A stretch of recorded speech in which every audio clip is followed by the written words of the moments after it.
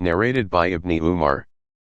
I remember 10 rakat of Nawafil from the Prophet, 2 rakat before the Zuhr prayer and 2 after it, 2 rakat after Maghrib prayer in his house, and 2 rakat after Isha prayer in his house, and 2 rakat before the Fajr prayer, and at that time nobody would enter the house of the Prophet. Hafsa told me that, the Prophet peace be upon him used to offer 2 rakat after the call maker had made the adhan and the day had dawned. Narrated by Aisha. The Prophet peace be upon him never missed 4 rakat before the Zuhr prayer and 2 rakat before the Fajr prayer. Narrated by Abdullah al-Muni. The Prophet peace be upon him said, pray before the Maghrib, compulsory prayer. He said it thrice, and in the 3rd time, he said, whoever wants to offer it can do so. He said so because he did not like the people to take it as a tradition. Narrated by Marthad bin Abdullah al-Yazani. I went to Uqba bin Amir al-Juhani and said, is it not surprising that Abi Tamim offers 2 rakat before the Maghrib prayer? Uqba said, we used to do so in the lifetime of Allah's Messenger peace be upon him. I asked him, what prevents you from offering it now? He replied, business. Narrated by Mahmud bin Ar Rabi al-Ansari, that he remembered Allah's Messenger peace be upon him, and he also remembered a mouthful of water which he had thrown on his face, after taking it from a well that was in their house. Mahmud said that he had heard Itban bin Malik, who was present with Allah's Messenger peace be upon him in the battle of Badr, saying, I used to lead my people at Bani Salim in the prayer, and there was a valley between me and those people. Whenever it rained it used to be difficult for me to cross it to go to their mosque. So I went to Allah's Messenger peace be upon him and said, I have weak eyesight, and the valley between me and my people flows during the rainy season, and it becomes difficult for me to cross it. I wish you would come to my house and pray at a place so that I could take that place as a praying place.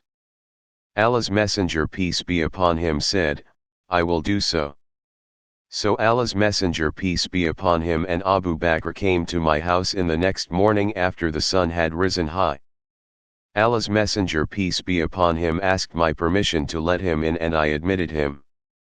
He did not sit before saying, where do you want us to offer the prayer in your house? I pointed to the place where I wanted him to pray. So Allah's Messenger peace be upon him stood up for the prayer and started the prayer with takbir, and we aligned in rows behind him, and he offered 2 rakat, and finished them with taslim, and we also performed taslim with him. I detained him for a meal called hazir which I had prepared for him. Hazir is a special type of dish prepared from barley flour and meat soup. When the neighbors got the news that Allah's Messenger peace be upon him was in my house, they poured it till there were a great number of men in the house. One of them said, what is wrong with Malik, for I do not see him? One of them replied, he is a hypocrite and does not love Allah and his apostle. On that Allah's apostle said, don't say this. Haven't you seen that he said, none has the right to be worshipped but Allah, for Allah's sake only? The man replied, Allah and his apostle know better, but by Allah, we never saw him but helping and talking with the hypocrites. Allah's Messenger peace be upon him replied, no doubt, whoever says, none has the right to be worshipped but Allah, and by that he wants the pleasures of Allah, then Allah will save him from hell. Mahmud added, I told the above narration to some people, one of whom was Abu Ayyub, the companion of Allah's Messenger peace be upon him in the battle in which he, Abu Ayyub, died, and Yazid bin Muawiyah was their leader in Roman territory. Abu Ayyub denounced the narration and said, I doubt that Allah's Messenger peace be upon him ever said what you have said. I felt that too much, and I vowed to Allah that if I remained alive in that holy battle, I would go to Medina and ask Itban bin Malik if he was still living in the mosque of his people.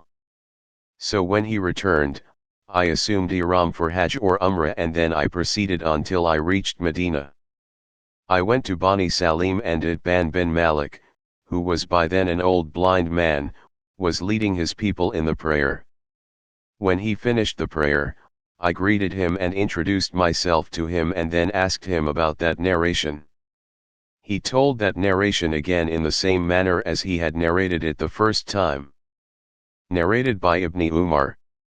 Allah's Messenger, peace be upon him, said, "Offer some of your prayers in your houses and do not make them graves."